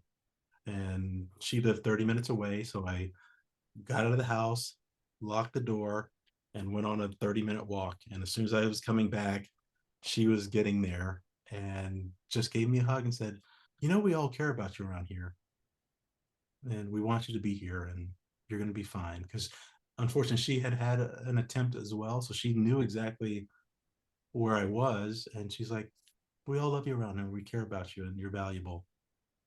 And that moment, even though I didn't have any plan on going through with anything, it was the first time I felt like a burden. Mm. It was the first time I was like, maybe it's better if I'm not around. And then from that point on, um, I was starting to come out of it, and I was going to therapy, and I had this therapist, and Hmm. I had this enormous emotional load that I didn't even know how to connect to. And the best thing that happened, I got into this really bad bicycle accident, tore up my entire right side of my hip. The Mm. pain was so excruciating that I got in the accident, flew home for my daughter's birthday, and I was in such agony that I was like, I can either hold in the emotional dam or hold in the physical. And I was like, I'm going to put all my energy towards this physical because it's tangible, right? Right. So I put in all my effort into that physical, and the emotional dam just finally broke. And that was fine. I was like, okay, all that's out there. And now what's your road to getting better? And that, this whole this transition that you go through to get to that place, it's a journey. I know you broke down, and this is another reason why people really do need to buy this book to kind of understand. You broke it down into these phases of that transition, right? The isolation, indulgence, cocooning, emergence, resolution, and grief. And that transition could take, I think for you it took 6 years, right? If I read that correctly. Yeah, roughly. Maybe for other people it could take 2 years, or maybe it could Mm-hmm. take 10 years, who knows? But I think one of the powerful things about your book is it will help people perhaps get to that place that you got to after that moment, after that accident where you got that massive road rash from the accident. Mm-hmm. And you finally broke down, and you got to that last phase there. um, Maybe people will be able to to kind of get through that a bit quicker because they'll recognize where they are in Yeah. those phases and actually, do the things that need to be done to make that transition complete. I think that's why that's one of the reasons your book is so powerful, is because it lays out that story in those phases and exposes all of the wounds. It exposes all of the rawness. It exposes all of the phases, and it gives people a roadmap to say, "Whoa, I relate to this. I see what this Mhm. guy's going through, um, and maybe now I know how to deal with this better than if I had to go through everything you just went through, figure it out all on my own, and get messed up, along the way." And the crazy thing is, um, while that's all going on, good things are happening for you. Oh, so many good things. So many Yeah. good things are happening for you. And so, I want to ask you, maybe just, you've been so generous with your time, Mark. I want to ask you just a few more questions about the reason good things happen to you. And you've laid, that's another great thing about your book, is you got this section called Lessons Learned. Hmm. And if I read all your lessons learned, and it's like, these are such powerful things. Because when I asked myself, I was like, why do good things, why are things just happening for Mark? It's almost like I said to you before when we were talking earlier. It's like Forrest Gump of the Navy SEALs. Like, you just end up walking into great situations, meeting great people. Hmm. These things just, and the reason I think that these, if I was like, I should just ask Mark, why do all these great things happen to you? But you already wrote about why. And these are your lessons learned, like some of the things you talk about. So one of the things I want to bring up, because I'd like to better understand, and for all of them, I implore my listeners and those that are watching this, I implore you to get Mark's book to understand these lessons, because they're so powerful. But here's one of them. Let me quote you. So this one's called Master Your Thoughts. And you said one near-death experience is plenty. You don't go into the SEALs thinking you'll be avoiding dangerous situations. You know that your job is to go toward danger. And you say that during my first near-death experience, it felt as if it was happening to me Hmm. and I had no control over it. I was just hoping my training would work. But the second near-death experience you had, you said, was entirely different. And Right. you described that in the book as well. When you went into the water this time, you weren't hoping. You say, quote, "I was pissed. I wasn't worrying about dying. I was plotting revenge." But you, you said my body wasn't in fight or flight. I never even considered that death was going to happen. Internally, I knew I would be okay. My mind wasn't racing. I was completely calm. I had the capacity to think my way through the problem, no matter the circumstances. So, what we need to understand, having not been in these kinds of situations, how do you master your thoughts? Like, how do you get to that place where you can be calm in the storm? Like, how do you master the what's going on in here in the brain? I think some of it's innate, but it is I break up life and challenges into pieces that I can manage. Okay. Let's say, and go back, let's say we go back to Buds. Hmm. And it was the entirety of the 6 month process. I was like, yeah, that's too much to take, or Absolutely. even a month at a time. But once I figured it out and realized that every 4 hours my stomach would growl, and all of a sudden everything would stop and we'd go eat. So I then broke it down into just like, well, I may not be able to do this for 4 or 8 hours, or I'm sorry, for a day or a week or a month or 6 months, but I sure can do it for 4 hours at a time. Mm. So then it was those that I broke that up into chunks I could manage. And then Okay. once I figured out how to manage it, then the rest of it became, like I said earlier, that I'm just in San Diego working out with my buddies.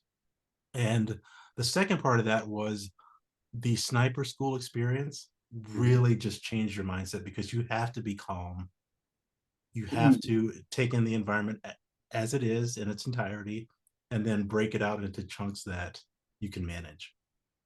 And then but you still have to be very aware So then you have to be internally aware, because if you're preparing to take a shot, you have that oh crap moment. Like the target comes, like, oh, and your heart races and stuff. But then you have to, like, okay, you're trained for this. Go Mhm. ahead and just calm down, and you go through this routine of kind of like a Zen moment. You Mhm. get back to your normal, Mhm. and then you go back to work. And so whenever things get too daunting, I say, okay, I'm taking this in its entirety. What can I manage at this moment? And then that second near death experience. In the first one, I took it in its totality, right? Because I went into like, I've never been here before. It's 2 a.m. I'm getting ready to die. I'm in a great white breeding ground, and nobody knows I'm here. Mhm. But on the second one, it's like, okay, I'm in the water. I've been in the water before. You've been uncomfortable in the water before. And then instead of looking at, oh my God, the entirety of the situation, it was, okay, just work it into little pieces you can manage. Don't panic, for one. Right. Um, don't go up because you could get caught in the props. That's two. Mhm. Plot your revenge. Is three. And then just keep your head about you, because in second phase, we have this really challenging portion to earn your scuba qualification. You have to go through this really awful test. And it's all about, hey, no matter what chaos is going on, you still have to think through your problem. You still have to go through the procedure and solve the problem and win the fight. So I reverted back to that, and it's like, oh, I'm prepared for this now. Right. So then I just stayed calm, and I kept trying and slowly I started drifting up. And then once I got to the surface, took in the deepest breath I've ever taken, and it's like, where's my revenge? Right. That's great. I love that concept of breaking it up into those chunks, so that things are manageable in your mind. I think that's really, really, a crucial piece of advice for being able to, to master your thoughts. Um, you also talk about, so there's another thing I wanted to ask you about some of your life lessons. You talk about this concept of being fully present, being fully present. And that's a hard one. I mean, nothing's easy, right? But it's like when you're in the heat of battle, in the heat of, your job, your career, work, life, all of these things we get caught up in, right? And but life goes by. And, you know, it's it's something that, hey, you forget to even be present. Like you don't even like it's just like it's happening, and you're just kind of like you know a um a passenger, right? Yeah, As life's yeah. going by. How do you become someone who's cognizant of being fully present? How do you do that? I learned that from being a parent. It was, no matter what life is going on with me, Hmm. I walk in the door and the kids have needs, right? It's not about if I'm having a bad day or not. The kid needs to be fed, the kid needs to be changed. We have a sporting event to go to. So you go from, the world being all so egocentric or self-centered to like, hey, that's great that I have these problems, but this takes precedence. So you kind of have to leave all your stuff at the door and fully focus on this child in front of you that needs 100% of your attention and Hmm. time and nurturing. So I really learned that from being a parent, because I didn't know what I was doing as a parent. My father-in-law said, just love them and just be present for them. So that was really a great lesson. I was like, I don't want to be up at 4 in the morning with a crying kid, but they need it. So, Hmm. Hmm. figure it out, and you have to um, make sure that their needs are taken care of. And that I learned that lesson through each of my kids, and each kid's different, and each kid's needs are different. But then by the time you get to the fourth one, you're managing three other lives and this infant. So you really learn how, or I really learned how to be present and manage life and manage stressors in life, because I had to prioritize. And guess what? I was the last on the priority list. Hmm. Um, Good, and sometimes that's bad because when I retired, instead of putting myself as a priority, I was still the I gave myself the least priority for being taken care of. But Mm. yeah, those kids, they taught me great lessons that I have a 16-year-old and I'm still learning lessons to this day. Um, but yeah, those are great lessons and they're valuable and they're fun. My kids are a blast, and Hmm. I really love my time with them. And I always wear a red hat because when I was in high school, when I was playing a sport, Hmm. I wouldn't settle down until I found my dad, Okay. and he always had a hat on. And when my oldest daughter was playing soccer, she wouldn't settle down until she saw her dad out there. And the easiest thing to find is a red hat, so I always invested in red hats so That- my kids can find me. And each time they Right. would see me at a soccer game, you could just see them decompress. It's like, okay, dad's here. You know what? Yeah, yeah, that's a great way of understanding what it means to be present, to have, to understand that there are other people that need you, other people more Mhm. important. There are other people that are more important than you, Yeah. and that they need your attention, your attention.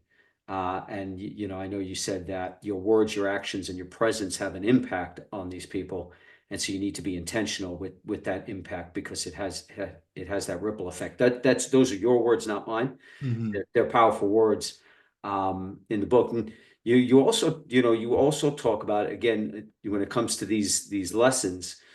Um, I think another reason a lot of great things. So, and again, the reason I got into these lessons is because I was thinking, you know, how do all these good things happen to Mark? Like in a, without him necessarily plotting them out or planning them out, or just being Mark, good things are happening. And so Hmm. these are the reasons, right?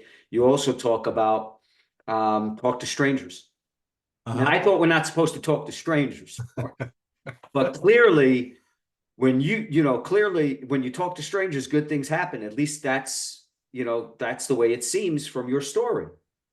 Yeah, yeah. And I'm an introvert by nature, right? So whenever we're at a social gathering, my instinct is to go to the closest wall and melt into it. That's what I Okay. want to do. Okay. But socially that doesn't work. And I find, even though I'm an introvert, I find people absolutely fascinating. And the quirkier the better. And so I just really am fascinated, and I just love the interactions. And from those interactions, it's like, hey, you're a pretty interesting guy. Let me introduce you to so and so. And then that turns into an opportunity. And one time we were at a fundraiser at USC, and a kid in the book named Jake, his Hmm. father, was observing me because I'd meet somebody and they'd give me a hug, Okay. right? And so I'm hugging a bunch of people. And he's like, Mark, I've been to fundraisers all over this place. I have never seen anybody get hugged. He's like, you couldn't move because you had just a Wow. ton of people. I was like, wow, I I think it's because I'm genuine in the interactions. Like I really care about everything that you're telling me and what's going on in your life. And I just give a shit. I really do. And I think that comes across. It does. And people just open up their lives to you. And sometimes their lives are very influential, and they say, hey, you're my guy now, and I'm going to make sure you're taken care of. And I always say yes. It did. Right. And that's another one of your rules. Always say yes. There's so you do come across, that's clear. You come across as very genuine. In the book comes across as super genuine. Um, and I think that leads into, I'll ask you this one last question because I could talk to you for another 3 hours, and pick apart every part of this book. It's so valuable. Um, but in being genuine, another thing that seems to have helped you massively with your transition is in that genuine spirit. You also talk about one of your life lessons being exposing your wounds. Mm, You talk about um, uh, exposing, was it healing wounds, unhealed wounds, yeah. exposing unhealed wounds. And you kind of did that uh, with Bill. Hmm. When you first met Bill, like you said, you had no filter, Right. and you exposed, right, like an unhealed wound. You're like, I'm scared, I'm Hmm. terrified, I don't know what I'm gonna do. And who would have said that? I wouldn't have said that. Most people would, because most people, we have our guard up. We don't want to expose our weakness. We want to seem confident even when we're not. Hmm. But as we see, if we study your life and how you've had all of these wonderful opportunities and even gotten through such a tough transition, it's from being genuine. And so one Hmm. of these things you talk about is, again, how do you, are you comfortable doing that? I mean, how do you, exposing unhealed wounds is not an easy thing to do. Well, I take interactions are very valuable to me, Hmm. because if somebody's taking the time to interact with me, then you get my undivided attention. And my dad said, like, don't ask a question if you're afraid of the answer. And Huh. if somebody asks me a question, I'm going to answer you, and I'm going to give you my honest answer. And sometimes it's going to be what you want to hear. And so I did this with my platoon. I was like, don't ask a question if you don't want the answer, because it's the answer's coming.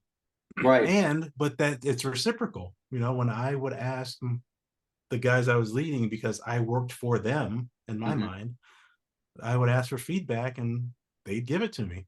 And I wasn't offended because I asked for it. And it's not going to be pretty sometimes. Sometimes I screw something up and they're like, Mark, that was bad. I was like, Roger. But, I think that level of openness and genuine exchange, I over now that I'm in my 50s, I realize it's not very common, It's not. but it's all I've ever known. It's just who I am. I, um, I absolutely genuinely care about everybody who's in my life. I genuinely care about them. And I think that really just comes across. Mm. Um, and I don't have any ulterior motives. I don't like, oh, that guy looks like he can help, let me go interact with him, Hmm. because for the most part I don't want to interact. I'm like, I don't know if I'm going to say anything relevant, or I'm going to put my foot in my mouth. But um being a 6'2" black Navy SEAL, that's not very common. So people are like, you're you're a unicorn. What's that like? so Right. Right. so yeah, just being genuine. And it's no effort. I don't have to put any effort into it. It's just I've always been. And I think the most valuable lesson I learned was just being consistent. Like, there are a million, every quarterback in the league can have a Tom Brady game, every one of them. Hmm. But to be consistently good over time is the hardest thing. So I really strive to be consistent over time, at work, with my kids, with my friendships. Everybody who interacts with me or knows me, they get the same mark every time. Mm. If I'm in a good mood, if I'm in a bad mood, they deserve that consistency. And my kids get it. And they sometimes I'll be grumpy and I'll say, hey kids, I'm sorry, I was grumpy for that 5 minutes. Like, yeah, we didn't even notice.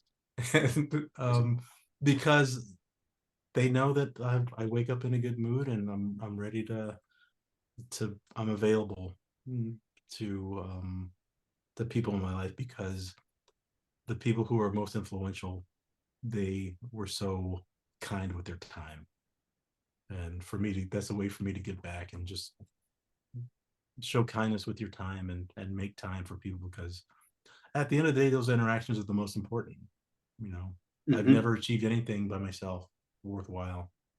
I've always had support. I've always had a team behind me. I've always had mentorship or nudges, good and bad, like, hey, Mark, you're screwing this up, because they care, Right. right? Um, they care about me as a person, and they want to see me succeed. So I give that back every time. And when I go out to USC, I start off with the students, like, call, email. I give them my contact info. It's like, if Mhm. you reach out to me, then I'm always going to respond, always. And you know, students are like, yeah, I don't think so. One student will reach out, and within seconds I respond, and writing letters of recommendation, or I'm helping them with projects, or getting a kid a job from somebody I know. It's just that stuff that's meaningful. And then word spreads that hey, when he says that, he's not kidding. It's And another one. when I was at USC, I didn't realize I had a name. I was the mayor at USC. My boss, who worked in the provost's office, he, every once in a while, somebody would show up and was like, hey, are you Mark? I'm like, yeah. And I would direct traffic because I just networked and just got to know everybody. And he and I were having a meeting. I was like, Mark, it's the damnest thing. People I just don't know just show up. And he's like, yeah, I sent them all to you. I was like, why do you do that? I was like, dude, I cannot go anywhere on this campus and without saying, do you know Mark Greene? And they're like, yeah, he knows everybody. His office is over here. I don't have time to direct you because I don't know who those people are, but he does. So it was just, that was after my 4 years being there. My last 2 years was I was the mayor. I didn't even know I had that And there nickname. and therein is another one of your great lessons is champion others. And like you said, writing recommendations, writing letters for people, being there, being available, all of that, just powerful, powerful lessons for life, powerful lessons for dealing with challenges, powerful lessons for major transitions in a person's life. You guys, you got to get the book UnSEALed. Mark, an amazing story, an amazing life, and amazing things to come. Where can you've been so generous with your time? Thank you so much for doing the podcast. Where can our audience find you? How can they interact with you and learn about all the cool things you're doing? So I have a website called themarkgreene.com, and all my social medias, Facebook and Instagram, are all the same handle. Reach out to me. I still have time that I can answer everybody. So I answer all my direct messages. And the book is available also on the website and on Amazon. So if you go on Amazon, if you could just do me a favor and write a recommendation to push the algorithm and get the book out to more people who need it. And I'm just so grateful.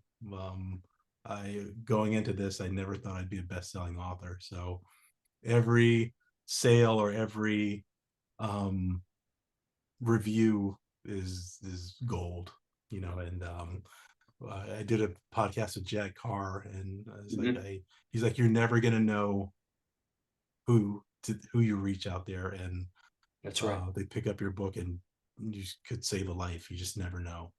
So I owe it to people who take the time to read it to be authentic and genuine, and to hopefully to reach somebody who might need it. Powerful. Mark Greene. Mark Greene, it has been an absolute pleasure. Super insightful, impactful. From the bottom of my heart, thank you for your service. Alpha Human Podcast, we're out.